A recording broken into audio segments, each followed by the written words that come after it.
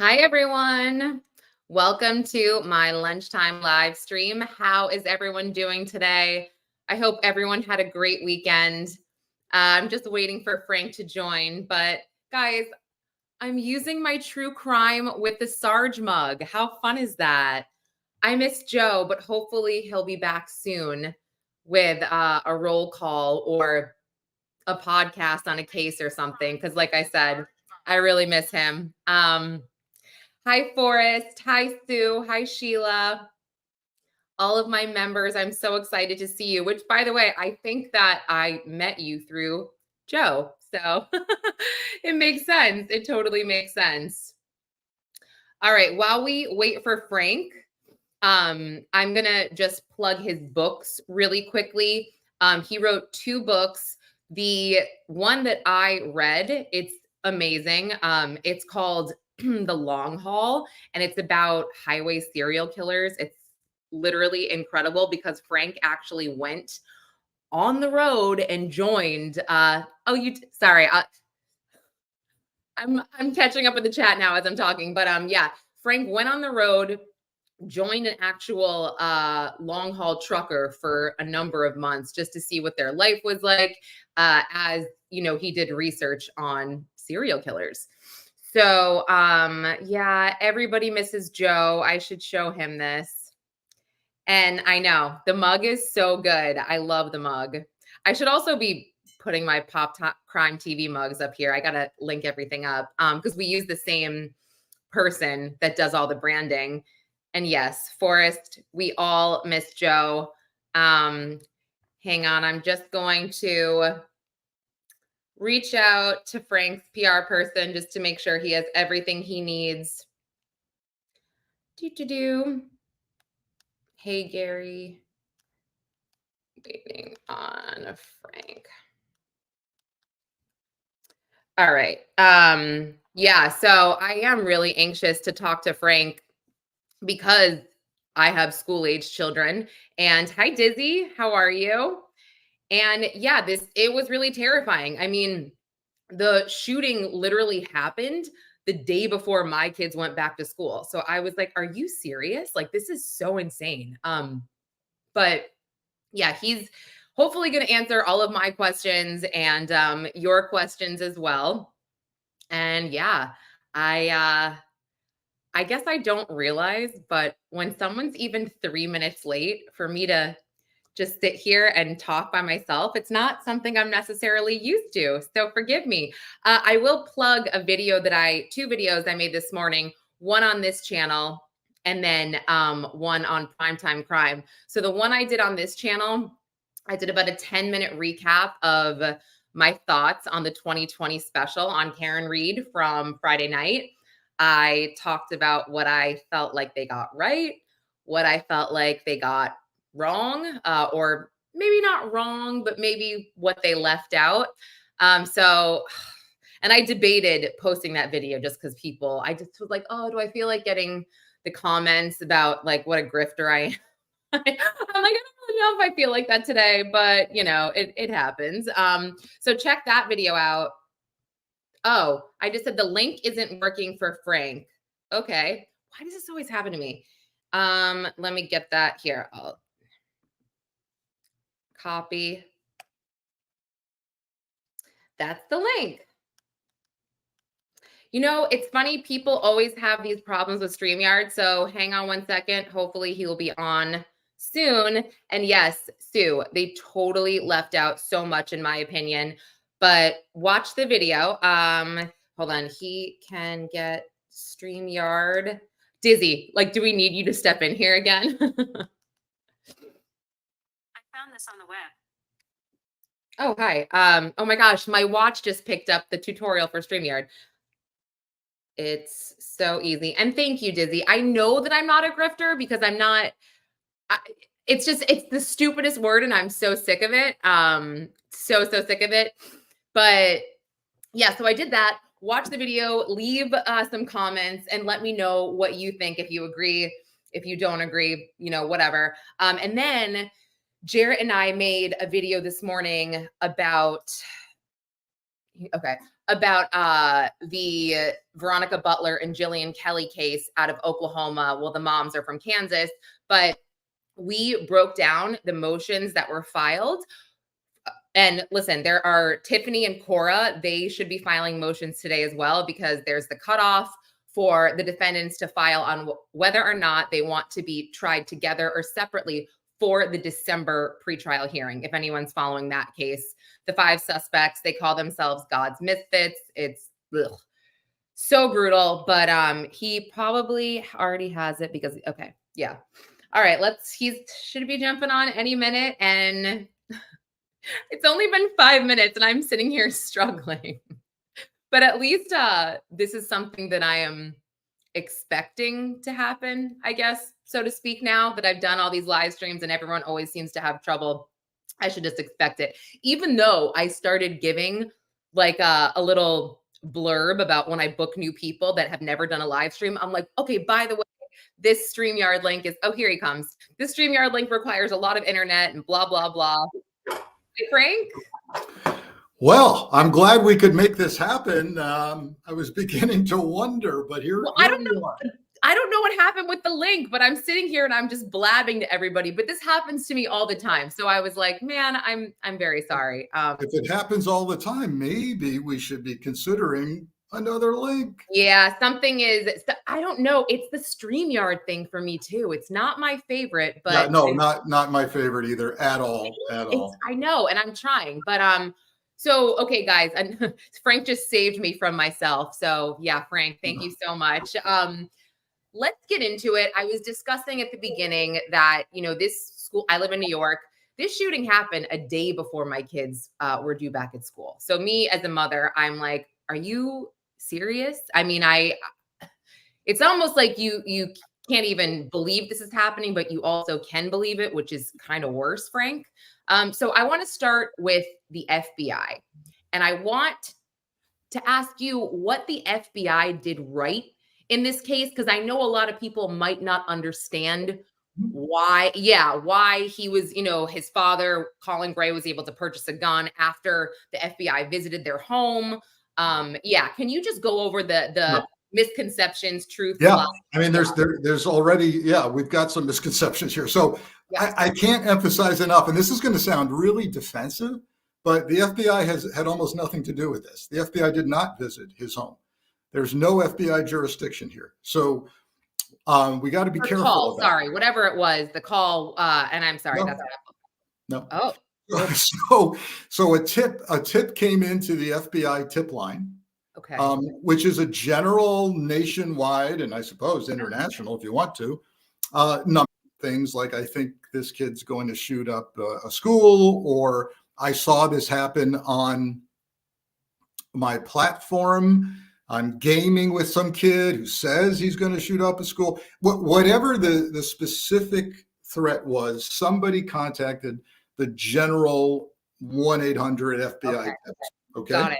Okay. When that happens, the person handling that incoming threat or tip has to take some action.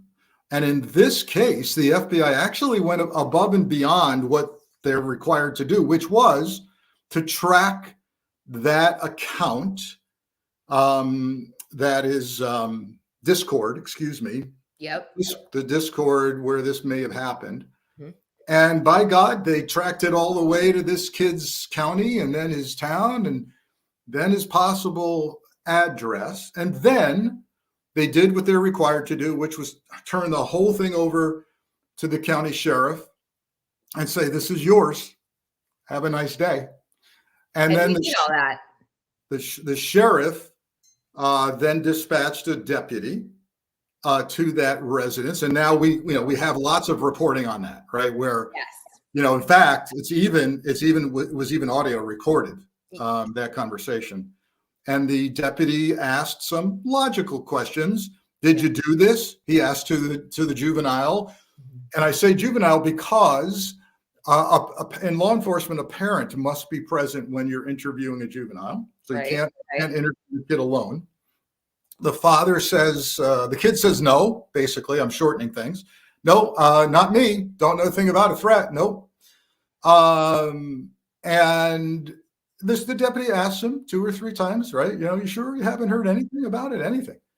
Then the father's standing there, and the deputy says to the father, "Do you have weapons in the house?" "Yes, we do. We hunt. In fact, my son just shot his first deer." And the deputy says, "Does he have access to those weapons?" And the father, on the audio I heard, says, "Yes." I've seen some written reports saying where the father says, "No, not unsupervised, blah, blah, blah." But what I heard I saw that too. I heard, yes, he does. Okay. Yeah. Now, so hopefully I've helped a little bit with the role of the FBI, which was minimal here because there's no federal jurisdiction here, not necessarily. And they do refer these locally. I have lots of questions, as I'm sure you do, which is, okay, was that sufficient for the deputy to close that out?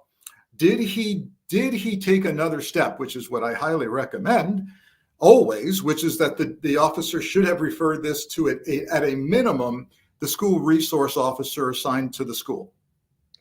At a minimum. We don't know if they did. We don't know that yet. And I mean, that resource officer should have, of course, gone to the school administration or counselors. Now, as we speak, we're learning a whole lot more, right? Which is that the mother allegedly called the school and started racing 200 miles that morning. Yes. For the school. And someone in the chat, I believe, had said that as well. Before we get into more details, I just want to say thank you to Forrest. Thank you so much. You are so supportive. Thank you for the memberships. I so appreciate it. You're amazing. So Frank, so this is really interesting because you're right. Everything gets jumbled up. I'm thinking the FBI visited the house, not the local sheriff's department. And I know many people were under that impression as well. And this is just the way articles are written. If you don't really take the time to dive into them, and like someone like me, I'm covering like 12 cases, read the articles. I'm like, okay, I got it. On to the next, the facts. It's a pet peeve of mine, of course, because there's journalism, and then there's just let's type something out based on what I think I know, right? Yep, exactly. Yeah. Oh my gosh, exactly. I have to say this because I have, speaking of things being spelled out, this has happened to me before. So I don't know if you know this, but you just promoted me. I'm looking at the caption under us right now. Yeah. And you've promoted me to the director of the FBI, which is cool. Director, or is that what it was? I was assistant director. Yeah. I kind of knew that, but I kind of did that. Isn't that horrible? I kind of did it on purpose. I'll take the promotion.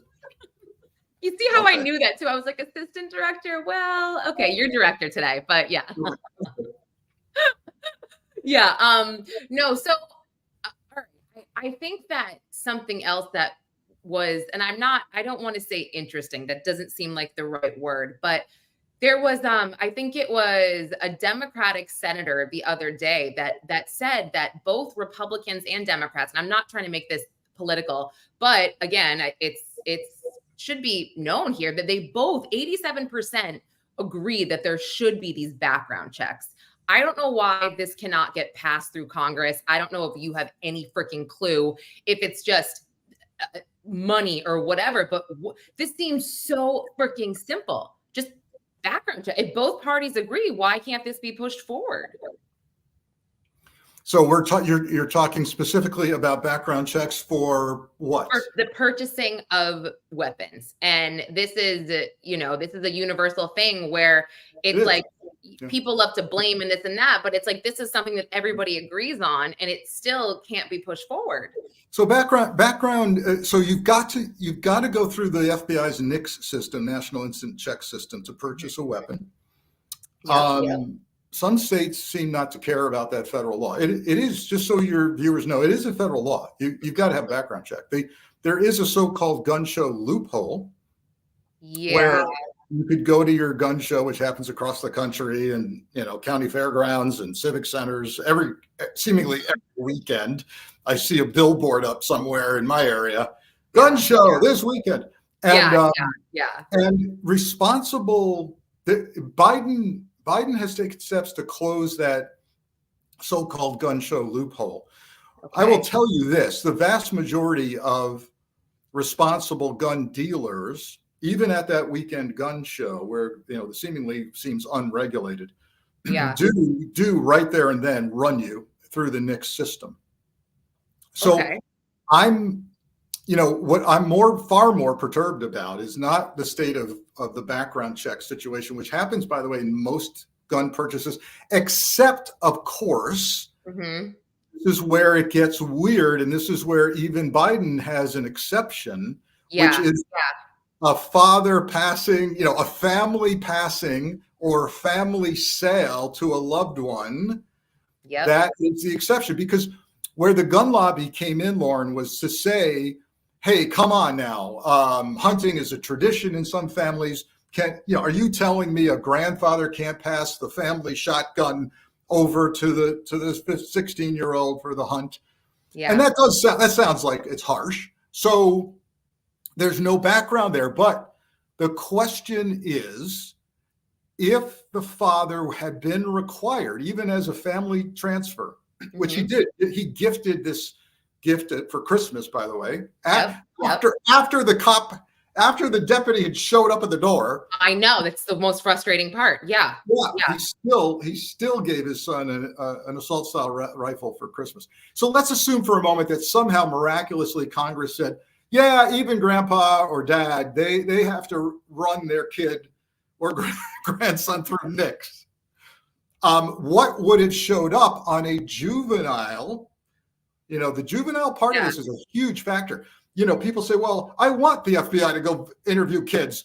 Well, there's no way with the volume of tips that's going to happen. It's going to get referred over, especially when there's no clear FBI jurisdiction. But I'll tell you another thing. The federal system is not set up to interview juveniles or handle juveniles. We can't put juveniles in jail federally.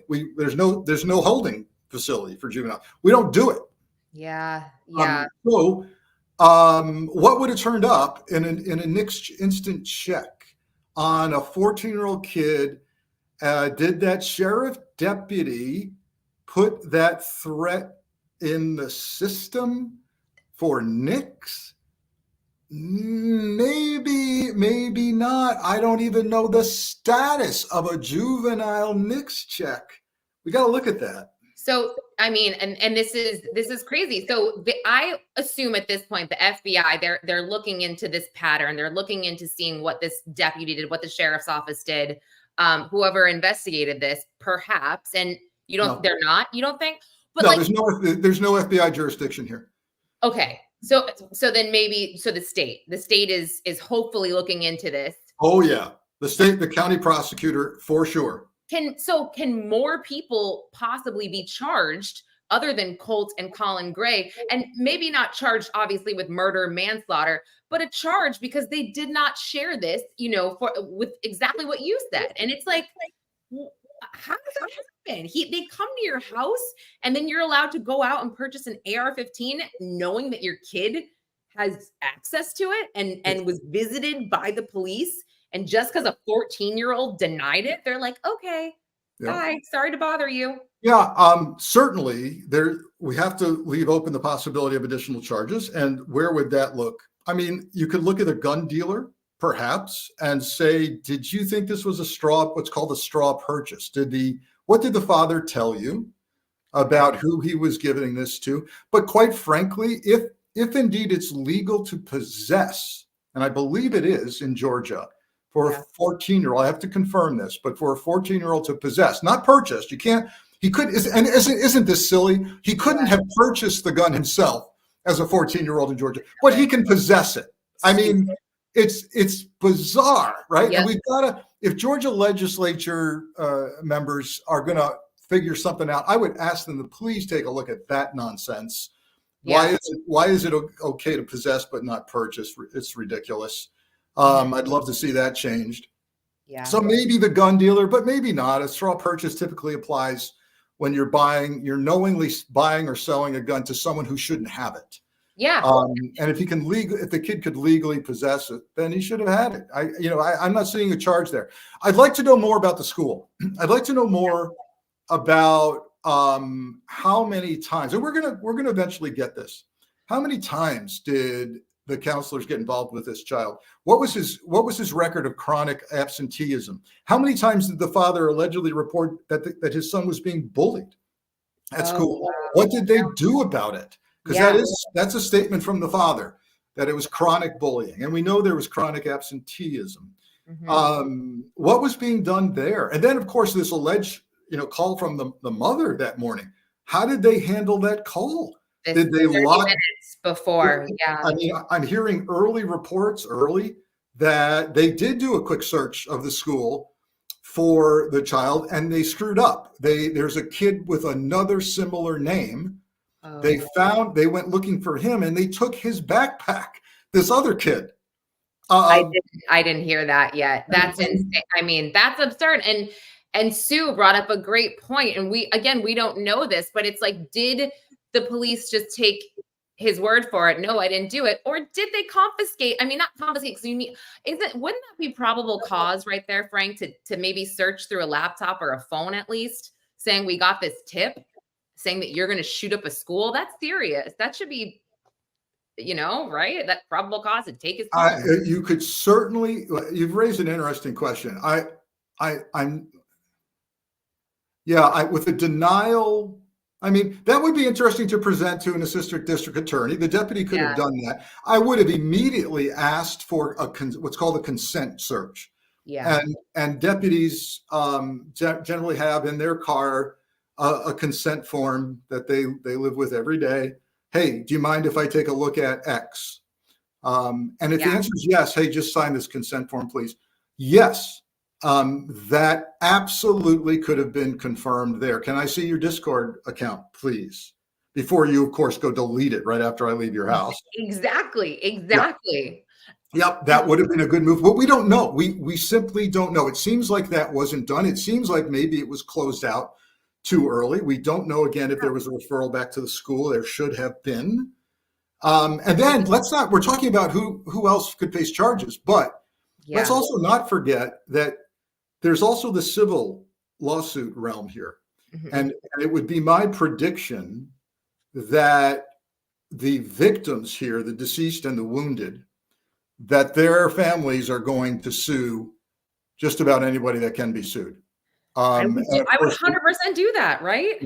Yeah. And the deepest pockets here would not be the father, but rather the school system and the sheriff's department. So don't be surprised if you see a class action lawsuit from the victims against those two entities. Yeah, no. And the thing is, it's clearly not up to Colt, right? It's up to Colin to be like, yes, take my son's stuff, right? Because the minor, he doesn't have a say in this, I'm assuming. He can't say yes or no. He could fight his dad. But also, you got to think, where is his mom in all this too? If she seemed to be having the mom instinct here. I don't know anything about her really. But yeah, if I was his mom, I'd be like, take all of his stuff. I mean, and that's me as a parent. I would be absolutely horrified, but I would be like, anything you need, take my phone. I don't even care. This, you know what I mean? Well, as a parent, I need to get to the bottom of this. The fastest way to do that is absolutely to get into that kid's Discord account. And you're right. I'm not even sure the juvenile at 14 years old has any right to say no. I would think not. But let me read you this really quick. This is from Raphael Warnock. This is where he was on Meet the Press, and this is where he's talking about the universal background checks. He said, listen, 14-year-olds don't need AR-15s. We need to get these military-style weapons off the street.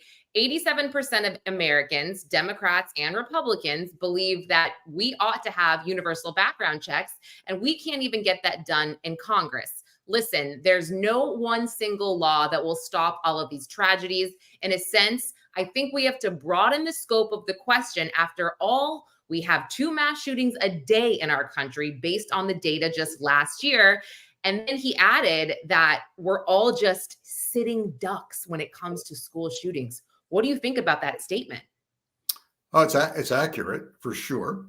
I I have to tell you, over the years, since I get on TV in a hurry so much with these mass shootings, and I did again, I was literally on the air, Lauren, for 7 hours on the day of the Georgia shooting. And I'm sad to say that that's not even a record for me. I've been on longer than that.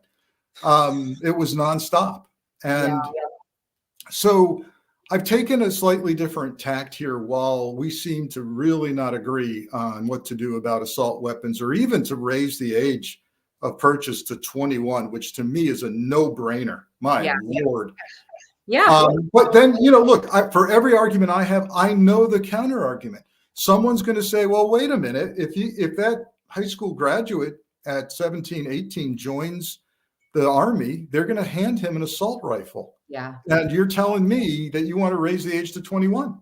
So what's that? Right. So I can already see the argument. So what I do now is first of all, when I get on the air, people know, Frank, how do you prepare for these quick TV appearances when the call comes in that there's another tragedy?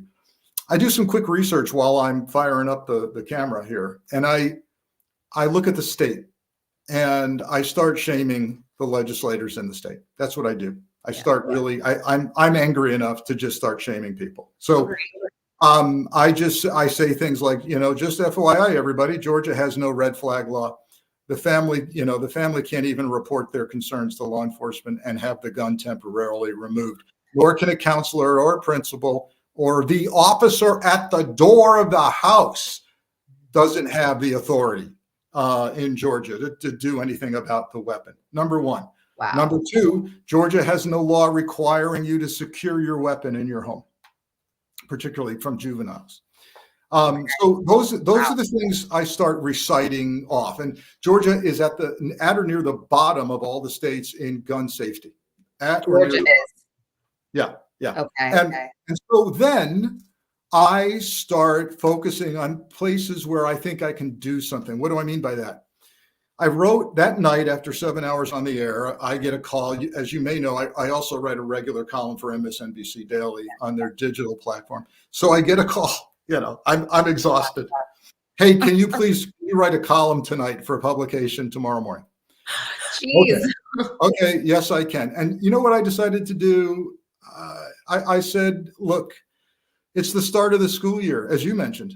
Yeah. It's the start of the school year, and I'm going to write this column for parents. And I'm going to give you 4 things you should be asking your school principal this week. And so they have nothing to do with taking guns away from Second Amendment fanatics. No, okay? I love this, though. I love this. I would love for you to share that. And yeah, I real the article. quickly. And I know our time is waning, but 4 things. No, we're good. Well, I know my time is Oh, waning. your time. I'm like, no, let's go on forever. No. Let's cut to the chase. My time's waiting. Number 1, does our school have a behavioral assessment threat management team, BATM, behavioral assessment threat management team? Those are very successful teams that involve a school resource officer or a law enforcement officer assigned to cover schools, usually the head school counselor and or regional school psychologist, and or the school nurse that covers that school, and then some administrator like an assistant principal who can make decisions. You put everybody in that room, you give them some initial training. The training is readily available on how to identify warning signs and indicators of a violent threat. Yep.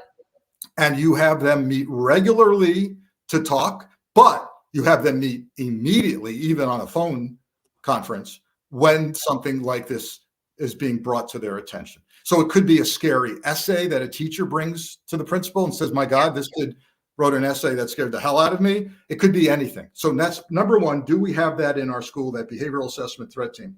Number 2, how does our school proactively identify and address bullying? Now, why do I say that? It's not only in this Georgia case. The U.S. Secret Service has studied every single school shooter, and they will this one.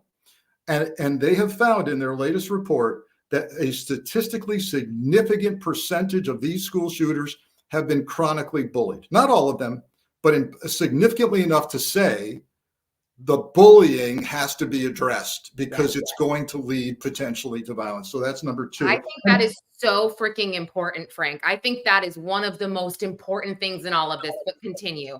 Yeah, I mean, and what you don't want to hear from the principal, of course, is, oh, if bullying comes to our attention, we call a kid in. No. How does it come to your attention? How do you proactively? There are laws around this too. If the state is federally funded or state funded. Are your teachers looking for it? Are your teachers' aides looking for it? Okay, number 3, real quick. How do you encourage and facilitate reporting of concerns in this school?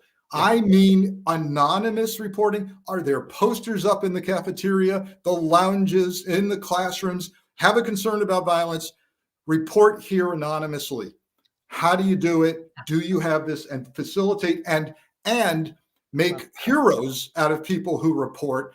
Get rid of this the stigma of being a rat or an informant. And lastly, I've seen some successful programs of peer counseling. This only works in high schools, of course, but you identify some mature students who volunteer. Okay. They receive training, and they are your eyes and ears. They have active listening training so that they can sit down with that kid who no one's is sitting with in the cafeteria, right? They know on social media, they know who's being ostracized and is using the words of violence and hopelessness and despair. They know someone's coming from a home with domestic violence, and it's disturbing. They are your eyes and ears, and kids will talk to other kids before they talk to adults. Those are my 4 questions for parents to start the school year with. And so everyone can see, I put the article in the notes. I want to, what you said, 2 and 4, I sat through this, and I don't recall exactly what it was, but it was something for Sandy Hook. It was like something in, it was an event in the city, and Kevin Bacon was there, and all of these, parents from Sandy Hook were there. And one mother started a program at the school, which I thought was incredible. And obviously, Congress and they have a lot of work to do, but this was so important to me that she said, we are teaching these kids how to identify kids that seem to be alone, that are bullied, that are, these red flags that we, go off about certain kids. They have a program to teach other kids how to identify this. So I thought that was absolutely incredible. And I do have to run. It's fine. It's all good. Thanks for having me. Thanks for promoting the article as well. Oh yeah, absolutely. Thanks for joining me, Frank. I'll see you later. So yeah, I'll just continue on for a minute. But something else that I thought was just crazy about just some of these gun laws and certain states, and I definitely don't want to get political at all, but my husband's from Michigan, which is a super liberal state. Oh wait, let me move this this banner. It's a super liberal state, but gun laws basically non-existent. So they love their guns in Michigan. And when my husband was like 23 or something, he literally went into maybe a Walmart or something and just bought an AR-15 for hunting. And he said the only background check they did was they made sure he wasn't on a no-fly list, which was the dumbest thing in the world to me. Because I'm like, oh, you're just going to fly with your AR-15? It just was stupid. I was like, really? The no-fly list? That's what they're looking at? So anyway, but yeah, I love Frank. He's so good. He always has such amazing insight on everything. And he's actually a contributor on NBC as well. He's their law enforcement expert. But also, I'm so happy to see Simi. I never get to see you on the live chats, and I see my mom commenting as well. Hi, Mom. Well, you're under Dad's YouTube, but you're commenting, so thank you. And Forrest, oh my gosh, thank you so much. You're always so amazing and generous with your memberships. I cannot thank you enough. As you guys know, I'm very vocal about navigating YouTube and figuring everything out. So I appreciate all of the support. So, and Sheila, yes. Hi, Lauren's mom. But yeah, this is terrifying. I think about this stuff all the time. And the more that comes out, about this school shooting in particular, yeah, it's awful. The fact that his mom tried to call and they got the wrong kid, I had no idea about that. But I think that what's more important of what I just learned is how did the sheriff end their whole investigation with Colt Gray? Did they say, okay, we believe you, or were there other steps taken? I'm so interested to hear what exactly happened there, because yeah, I think that again, there could be more charges if that's the case. So really quick, since we're live right now, let me know. I can go back into some of the other cases that we were talking about before if anyone wants to talk about the 2020 special for Karen Reed, or the Jillian and Veronica, the motions that are due today. So again, I mentioned Cora and Tiffany should be filing motions on whether or not they want to be tried as one in December for the pretrial hearing. And Jarrett actually explained it to me better this morning than I was understanding it. I was thinking that already they were actually making decisions on whether or not the suspects were going to be tried together for the actual trial. But no, this is just for December for the pretrial hearing. So yeah, Jarrett thinks that Tiffany is going to be like Tad, because Tad says, no way, I don't want to be tried with anyone else. He thinks that Tiffany is going to be on that level. And then Paul Grice and Cole Twombly, they've already come out and they said, we don't care, we'll be tried together for this pretrial hearing. And Cora hasn't said anything yet. So I don't know what to expect from Cora. I feel like it could go either way. Her attorneys have been pretty aggressive on their filings. So let's see what happens. But when it comes to what Cole filed, he basically said, we're fine being tried together for this hearing as long as XYZ piece of evidence, if it only pertains to Tad, the judge knows that this is only for Tad and you can't use it for any of the other defendants. Let me see, Mom. If we remove access to guns and are successful in doing so, when will we address the root cause as to why these troubled people are even searching out for weapons to harm us?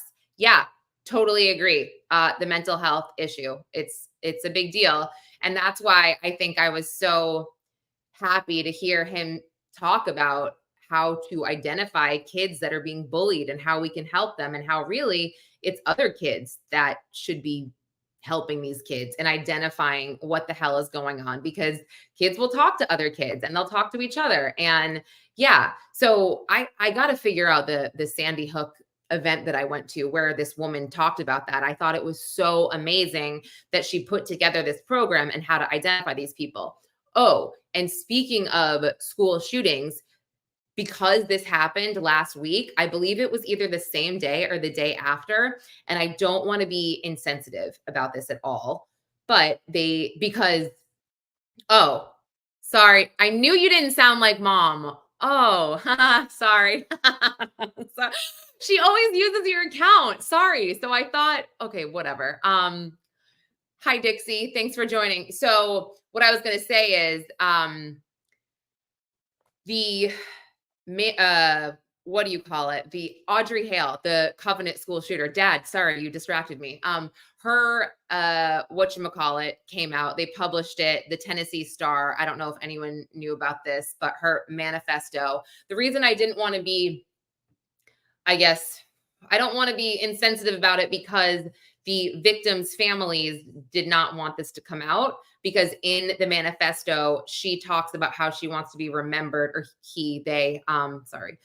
they want to be remembered for doing this type of act. And the victim's family or families were like, no, that we're not giving this to them. That is so ridiculous. But, the people and the citizens and the state, they feel they have a right to know what exactly was going on in this person's mind as to why they were going through with this horrific act. And only bits and pieces of it were published, but from what I read, it seemed to be that Audrey Hale was super depressed They were very confused about their sexuality.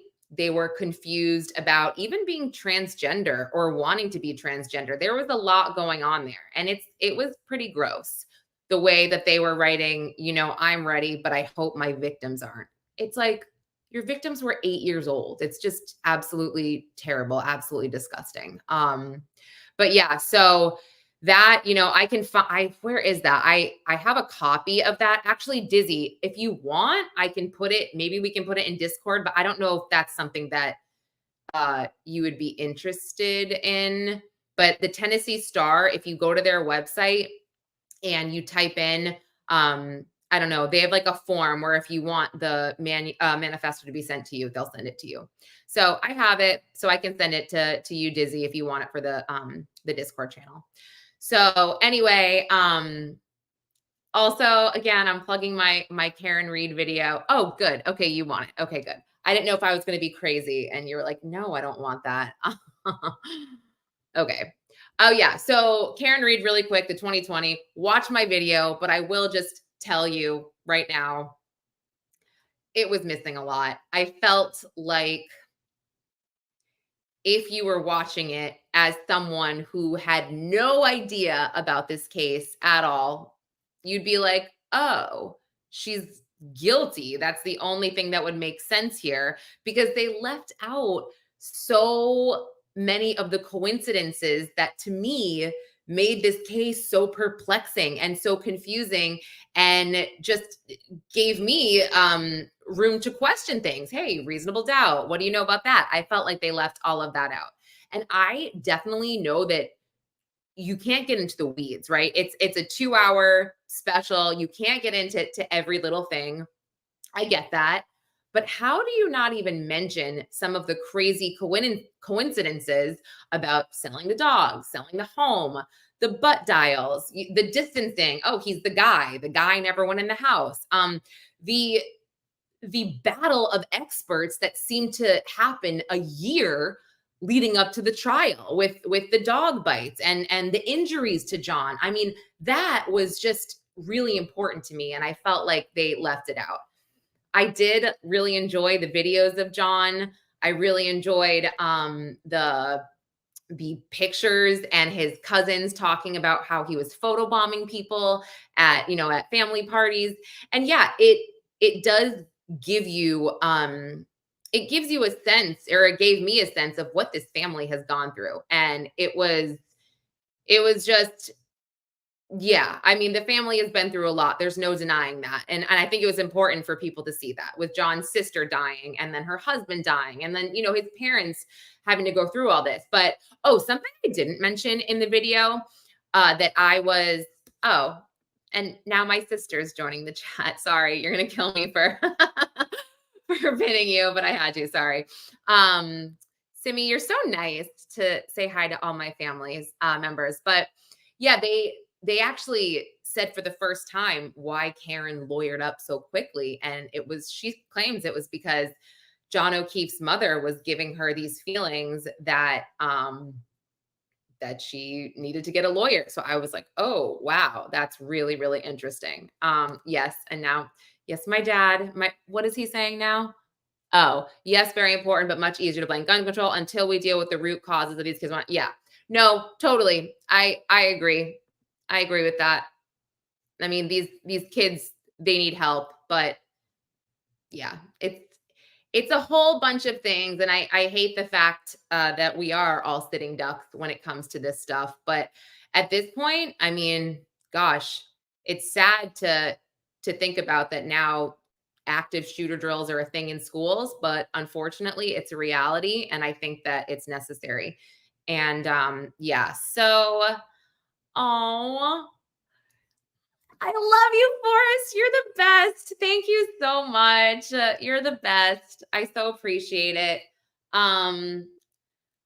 So anyway, that's really all I have. Yeah. Yes, Simi, I think my dad would also agree with you there. But yeah, I hope everyone has a positive week coming up and planned. So tomorrow, I will be doing a lunchtime live, and it'll be very different than this one. It'll be much more lively and uplifting, as I'm going to have Taylor Hicks, who won season 5 of American Idol, on the show. He's awesome. Super random, but I was doing a hit on a news station. Maybe, I don't remember. It was like maybe a few months ago. It was whenever Taylor Swift was on the cover of Time magazine as Person of the Year. This station, I don't really love doing this station, so I'll leave it out.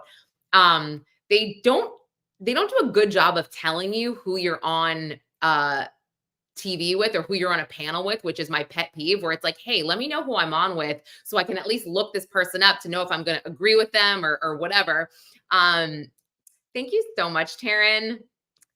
Thank you, Sheila. Thank you, Dixie. Can you tell my ADD comes through when I just stop myself mid-sentence? But anyway, so all of a sudden I'm on the air and I see Taylor Hicks pop up and I'm like, oh my gosh, I love Taylor Hicks. I actually remember calling in and voting for him because I really liked him. I loved, his salt and pepper look. It was just different for American Idol. And after we got off the news hit, I obviously added him on all social medias right away. And I DM'd him and I made him be my friend. So yeah, that's me. So I know, Taryn, right? Who doesn't have ADD? Everybody has it. Oh, Dad, someone else agrees with you. Thank you, CH. It's not. And I agree with that as well. Taryn, I'm so happy that you joined us. And Sheila, so happy as well. And Jack, so he's away with his wife. I know, how dare he have a life with his wife and family. But he said he'll be back next week to do a live. I was kind of hoping that I'll transcribe Karen's full 2020 interview. Maybe we could do that. But if you have any other suggestions, let me know. And yeah, put them in the chat, or if, DM me, you know where to find me. But let me know what you want him to go through. I'm thinking Karen Reed, Nightline. But again, if anyone has anything else, please let me know. We could do Corey Richins, or I don't know. Maybe that's not, I don't know. Just leave me suggestions, please. Okay.